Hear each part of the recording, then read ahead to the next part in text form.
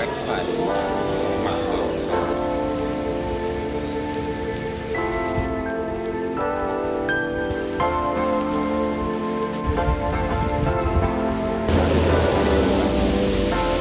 Mechanical station.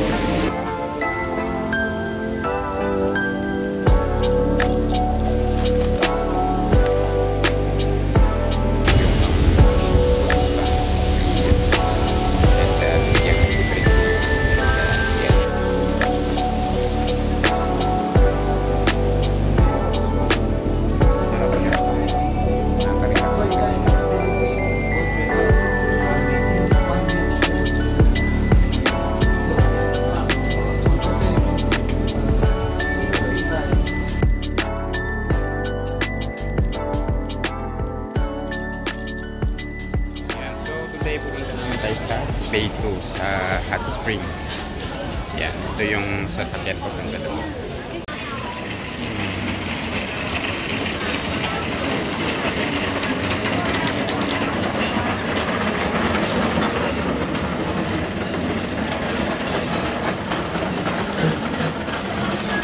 Maganda dito sa Taiwan, yung transportation nila is sobrang efficient, less hassle.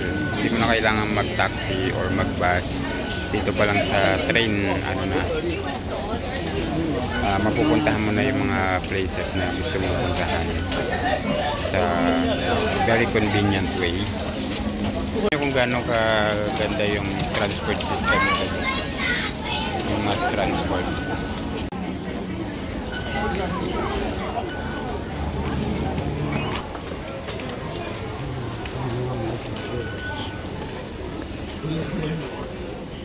So ang way is green line dito sa Zhongshan. Yan. So cementing. Tapos lilipat sa red line, papunta ng Bay 2 naman.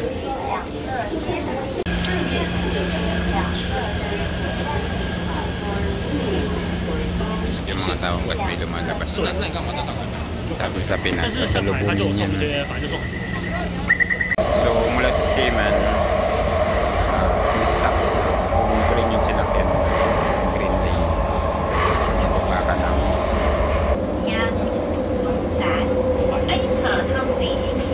Baka sa Zhongshan, E14. Zhongshan. Baba mo ng Zhongshan, lipat ka ng red line. Yung sa Tamsui. Ayan.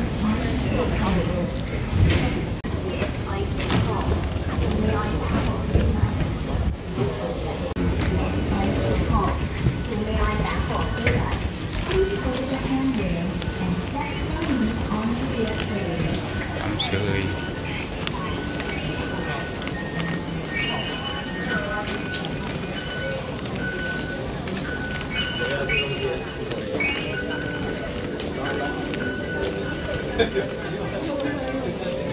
Yan, red line, sunod lang sa red line. Ano siya ng Bay 2. Sa red line, pababa ka na sa Bay 2. Pagdating sa Bay 2, lilipat na ulit ng tren.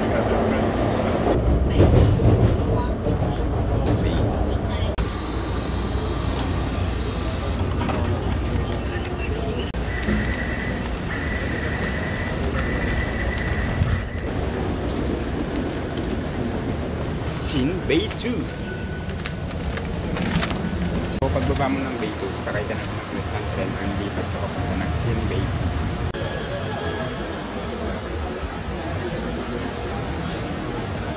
2. Siguro mga ilang minuto, 5 minutes lang yata dito na sa Bay 2. Bay 2. Labas mo ng Bay 2 station, mapapansin mo agad super tourist friendly dito. Merong tourist info corner or rack kung saan makakuha ka ng mga free travel pamphlets, maps at guides. Usually naka-display yan sa iba't ibang languages. May English, may Chinese, minsan may Japanese at Korean pa.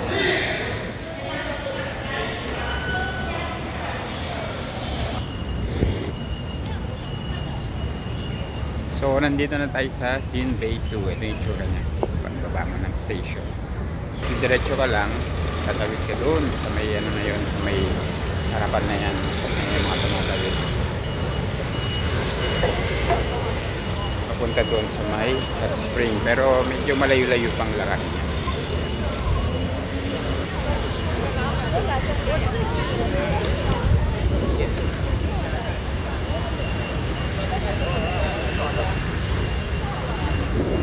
Medyo nawala na yung lamig, hindi naman mainit, sakto lang.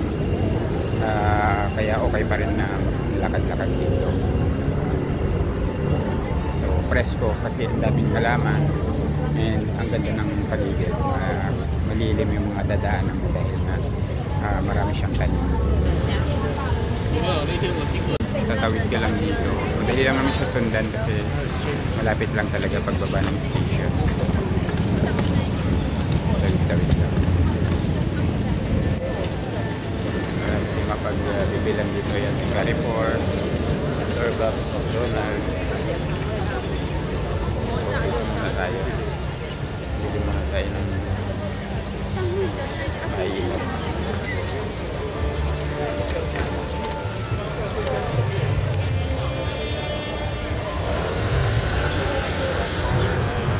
So ayan, pagdating mo dito sa Sin Bay 2, ang dami ng mapagbibilan, lalo na kung nakakuha ka nung ano nila, Lucky Land. Ako, andito lahat halos malilibre mo na yung mga inumin at pagkain yan. Nakahilera na dito.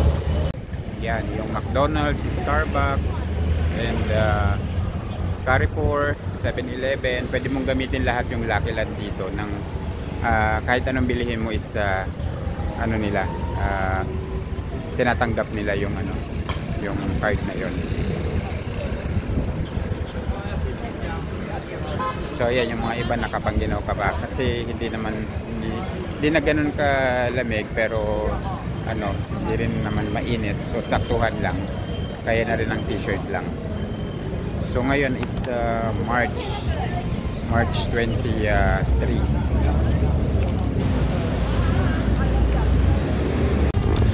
Ang maganda pa dito sa Taipei or sa Taiwan, yung mga natural na nila, galaan tulad ng mga hot spring. Bukod sa magaganda na yung daan, talagang efficient yung transportation, maayos yung mga daan, yung mga parks nila magaganda. Talagang ang sarap maglakad-lakad, tapos libre pa, walang binabayaran yung mga ganitong klase ng pasyalan dito sa Taipei, halos wala. And kaya masarap magpunta. Hindi gaya dyan sa Pinas, hindi ko naman inaano sa Pinas, lahat parang binabayaran mo, ultimo mga lagoon, mga lawa, hindi ko alam kung bakit kailangan bayaran yan, lalo na yung mga Pilipino mismo na pumupunta dyan, na dapat lahat tayo nakikinabang na makita yan ng libre. Kung di man libre, at least donation. Kaya lang hindi, yung mga presyo pa nila is 300, 350, 200. So hindi ko alam kung saan napupunta yon. Hindi rin naman yata yung mayaman yung lugar. So medyo dapat yun ang makita ng tourism natin, department. So pagdating mo dito, marami ng mga resort na na pwede kang maligo sa hot spring nila. Yan. Merong iba't ibang klase, meron yung mga nude, meron din yung mga pang swimming attire, and meron din yung mga resort mismo, yung mga hotel. Pwede rin meron din yung mga puts pa lang, ibababad mo lang yung paa mo dun sa mainit na na tubig na dumadaloy. So pagdating dito, sundan mo na lang yung direction kasi merong park dito and may map kung saan papunta yung sa may hot spring. Medyo pataas na kasi yun, pero hindi naman ganun kalayo, siguro mga less than 30 minutes na walk lang yan. Yan, may map doon na pwede mong maging guide papunta doon sa may Beito Hot Spring. Yan, so dire-diretso lang yan paakyat. Kasi ito yung mga hotel or mga resort na nag-provide din ng hot spring. So dito, pagkababa ng station, ito na tayo, tumawid lang. Then dito tayo papunta sa may Public Library Bay 2. Tapos yan sa Plum Garden, bakit dito sa may Thermal Valley. Yan. May mga illustrated maps ng Sinbay 2. Pinapakita niya yung mga must visit spots gaya ng Thermal Valley, Hot Spring Museum, public bathhouses at yung mga chill walking paths.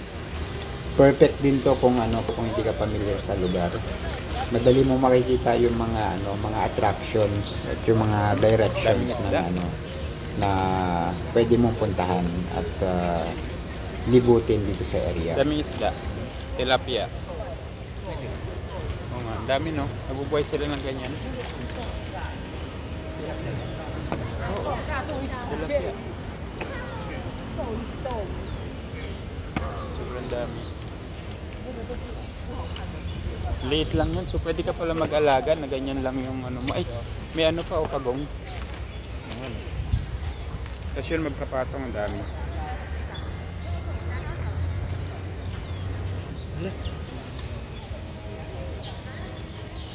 Ito, ang dami. Pag nilambat mo yan, wala na, ubus na.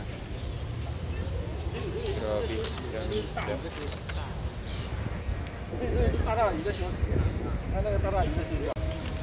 Yung mga Pinoy na nagbablog.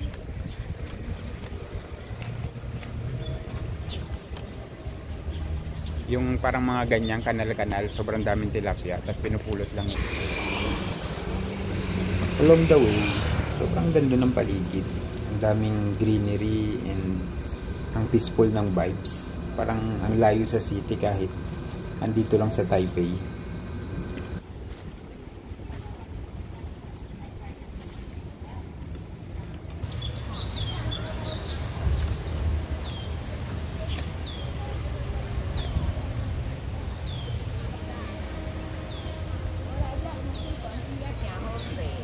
Wow, lotus.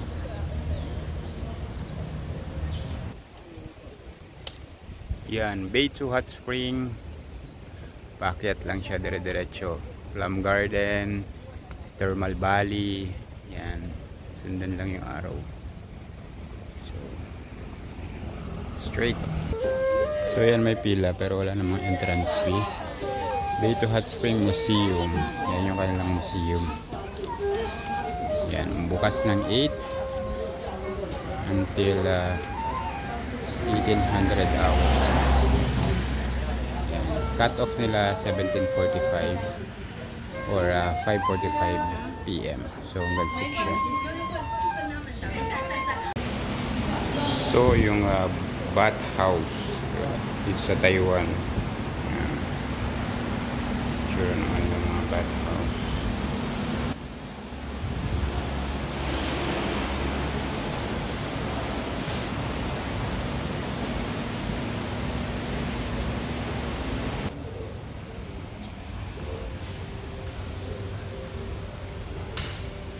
Admission 呀。上次那个谁 ，Gary 他们有来。看到哪里到哪里？不用，这主场是大人哥，有大人哥的咖啡。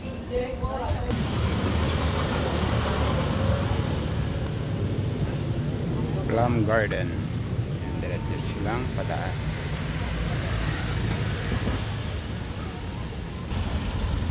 Yan, ito yung mga hotel. Thermal Valley na nag-aalok ng mga hot spring.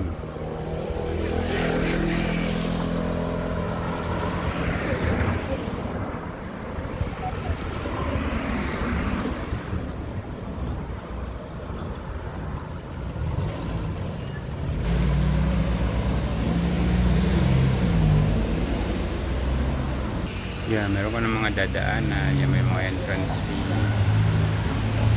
Dito yung hot spring.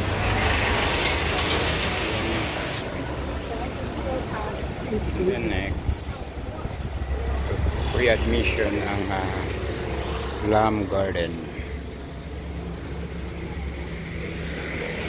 Plum Garden. Yan, nandito na tayo sa may Plum Garden, isa sa mga hidden gem dito sa Sinbei 2. Itong place na to, traditional Japanese style house siya, na dating summer home ng isang famous political figure noon.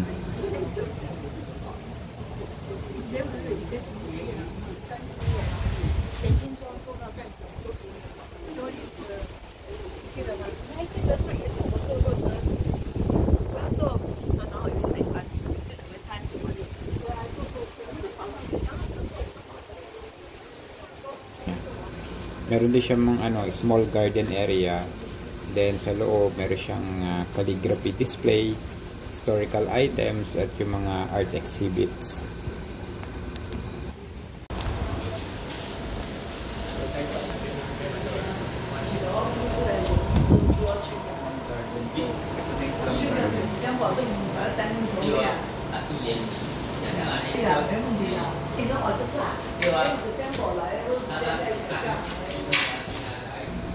So pagpasok mo, mararamdaman mo talaga yung yung old Japanese vibes.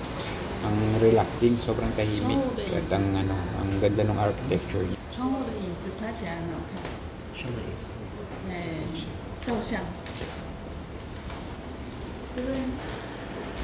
Yan, so dahil nga tanghali na, alas 2, medyo makakaramdam ka rin ng kakonti-konting init. So, hindi naman sobra, kaya I suggest mas maganda pumunta dito ng mas maaga, siguro mga 9-10, para mas presko yung paligid. Ang maganda dito kasi halos libre yung mga dito, tourist spot. Wala ka talagang babayaran. Anuhin mo lang is lakad, tsaka train lang. So yun lang gastos mo yung pagkain.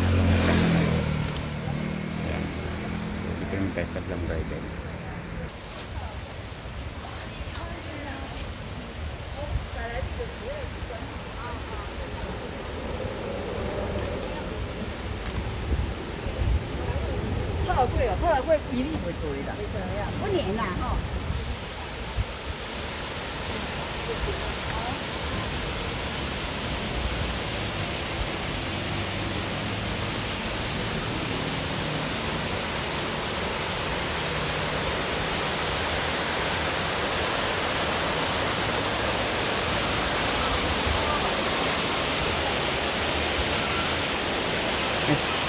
Yung pusa niyo.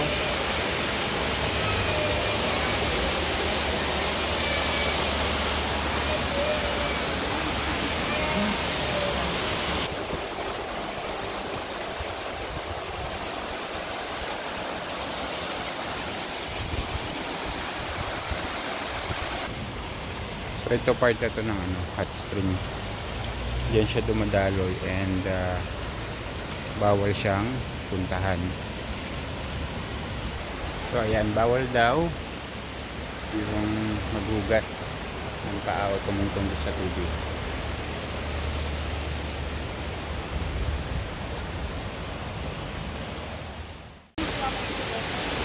Yeah, may mga hotel dito na nag-aalok ng mga hot spring sa tabi-tabi.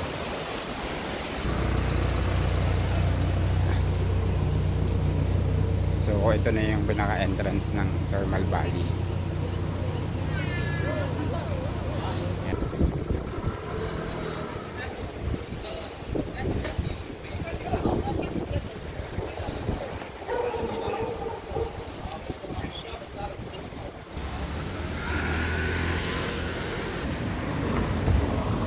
Dito, pero malapit na yan, mga 5 to 10 minutes or less than 10 minutes lang yan.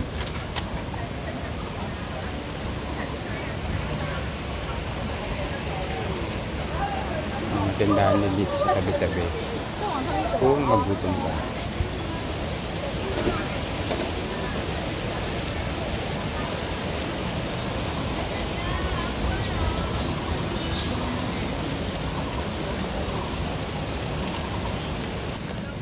Hot Spring Valley. Ito pwede maghugas eh.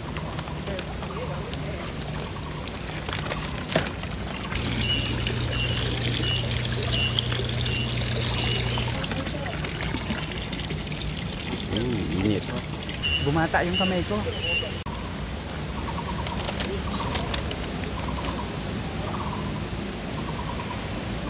It's actually felt nice.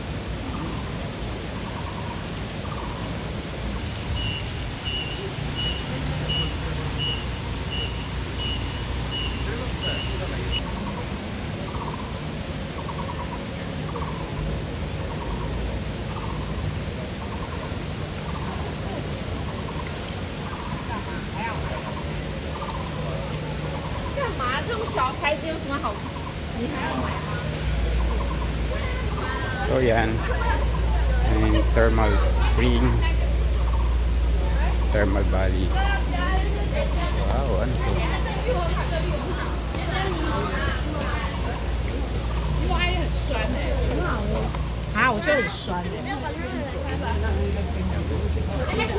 E2 hot spring. So, diba? Napakaganda. Oh my goodness. Kita mo umuusok.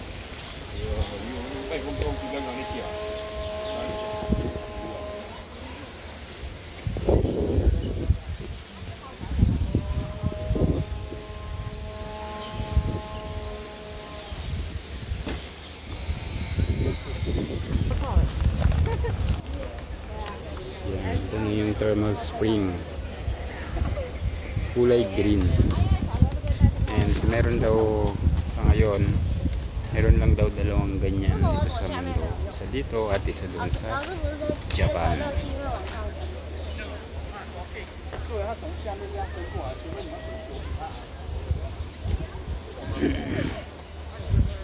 Ganda niya pero mainit, papawisan ka sa singaw, talagang ramdam yung init ng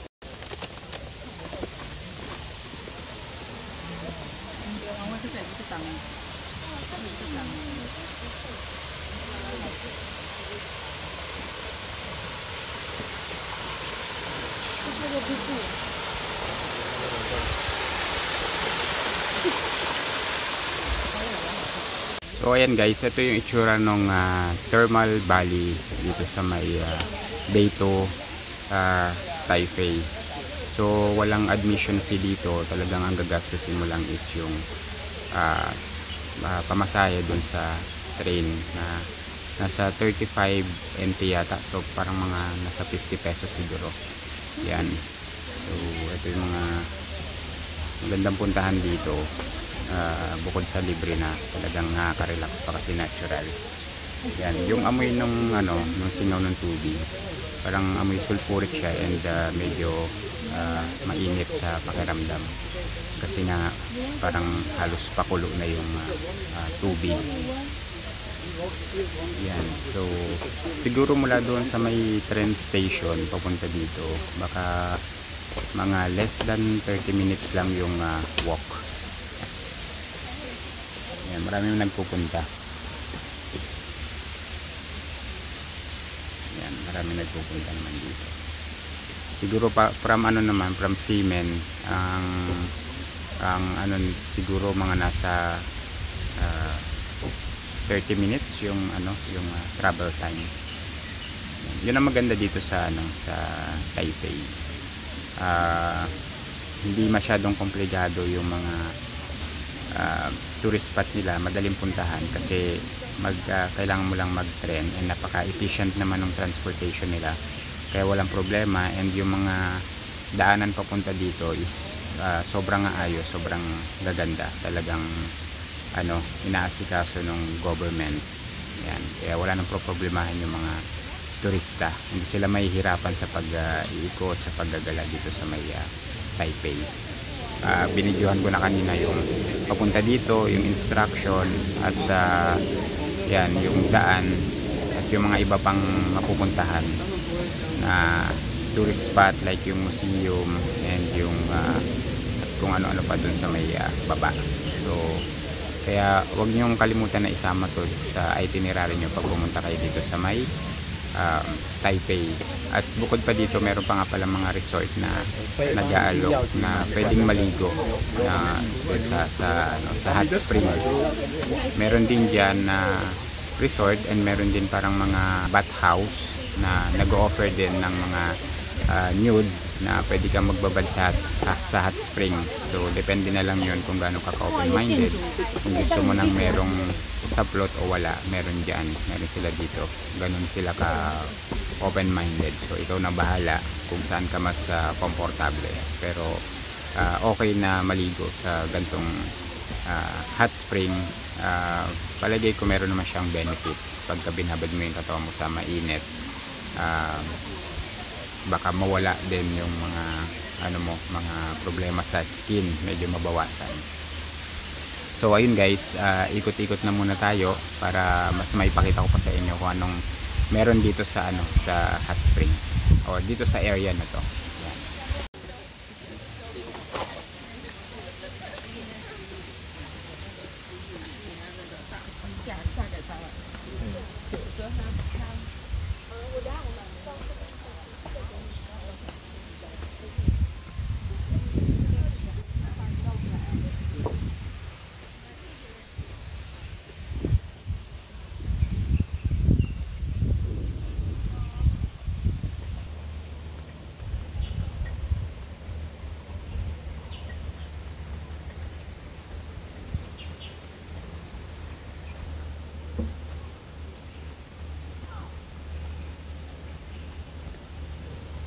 So ayan, naikot na natin yung buong Thermal Valley na hot spring.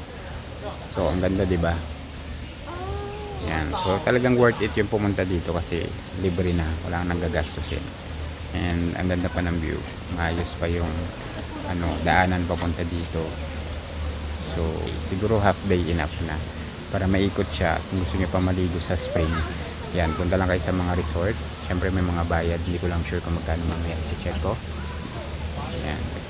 So ganito yung mga itsura ng mga mga hot spring na paliguan dito sa may Taipei, dito sa may Beitou. Ayan, yan. Yan, sa umaga 6:30 hanggang 11. Yan, sa hapon 12 hanggang 5. Sa gabi merong 18 to 21. So tatlong schedule siya. No private room. Ito yung charge niya, 150, tapos 40 ang capacity. Ito yung sa babae 150, tapos 30 ang capacity dun sa isang pool.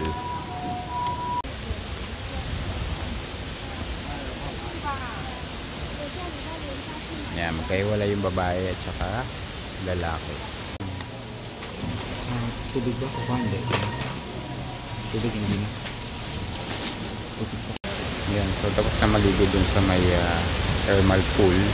Yung init niya nasa, depende, may dalawang pool dun. Isa nasa 42 to 44 degrees. Yung isa naman nasa 44 to 46 degrees. Yan, so ganun siya kainit. Kailangan mo lang mag-stay siguro mga 3 to 5 minutes maximum. Tapos kailangan mo magluglog, kailangan mo uminom ng tubig from time to time para hindi medyo mag-cool down yung body temp mo. So ayan, and then nasa naman siya, 150 Taiwanese dollar. Tapos bibili ka ng towel at pwede ka rin bumili ng tubig dito or magwala. So depende na lang sa'yo. And kung ayaw mo naman maligo, meron din option na magbabad ng paa. Yan. So ito siya. Pag hindi, sa paa na lang. Yan, meron yung full body at meron din yung sa paa lang. Parang puts pa lang. Sa puts pa 140 ang capacity yata.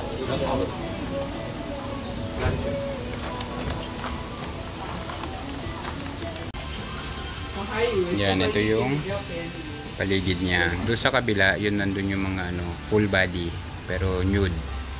So ito lang yung para sa sa paa. relax, mainit, maligam-gam yung tubig.